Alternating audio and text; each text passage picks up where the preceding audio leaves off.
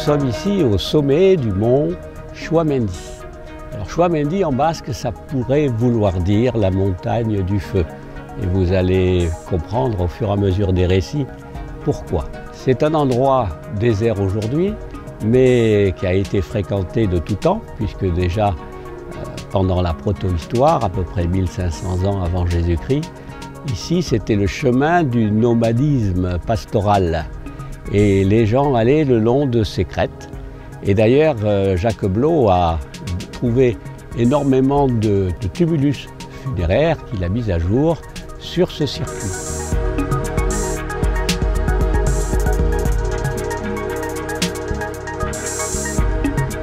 C'est vrai aussi que de tout temps, ça a servi de refuge aux populations lors des grandes invasions. Les Goths, les Wisigoths, les Vikings, les Arabes. Et les gens se réfugiaient ici, et probablement le nom vient du fait qu'on y entretenait des feux, donc la montagne du feu, pour prévenir les populations d'un danger imminent.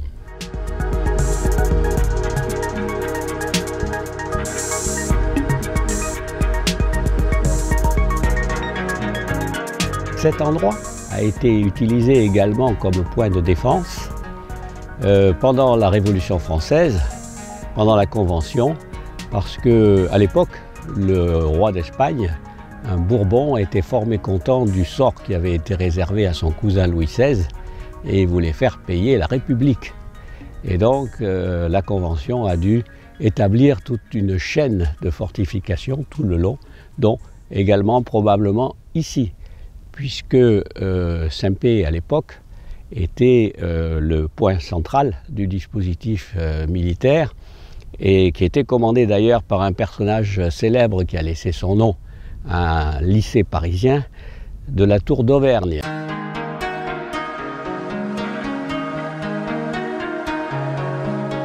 Cet endroit s'est également illustré au moment de l'Empire, quand les troupes du général Wellington, aidé des troupes portugaises, a battu le maréchal Soult lors de la fameuse bataille de la Nivelle du 10 octobre 1813.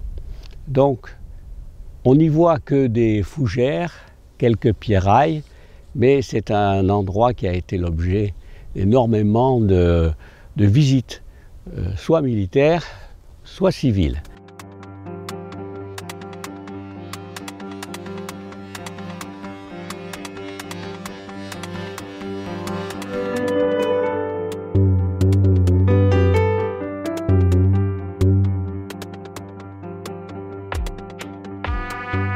La redoute vient de l'italien ridotto, qui veut dire en fait abri, refuge.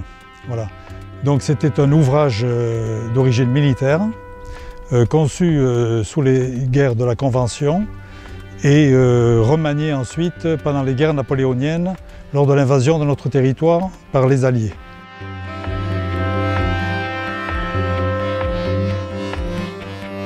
Elle comprenait donc toute une ligne de défense allant de Biriatou le long de la Bidassoa jusqu'à pratiquement Saint-Jean-Pied-de-Port.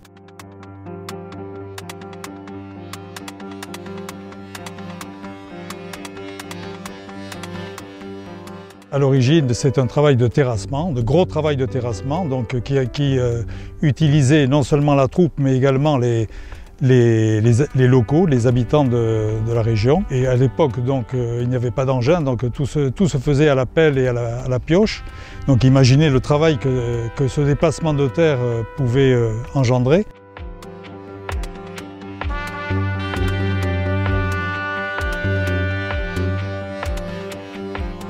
Il y avait une partie extérieure avec un large fossé pour s'opposer au passage de l'ennemi.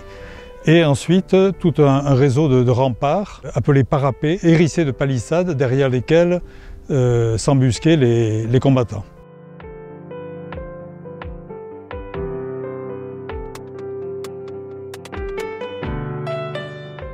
On trouve plusieurs types de constructions. Généralement, les redoutes étaient carrées, mais on trouve diverses formes de redoutes, des redoutes polygonales, des redoutes ovoïdes comme celle de Louis XIV ou trapézoïdales, enfin un peu toutes les formes. On a également une redoute là-haut qui s'appelle Corallandia, qui elle a été conçue en pierre sèche.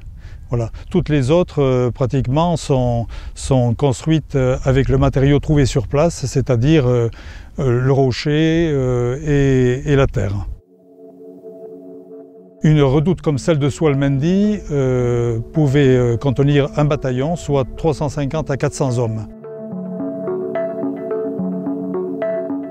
Alors elles sont protégées par la loi, effectivement, puisqu'elles sont toutes classées comme monuments historiques.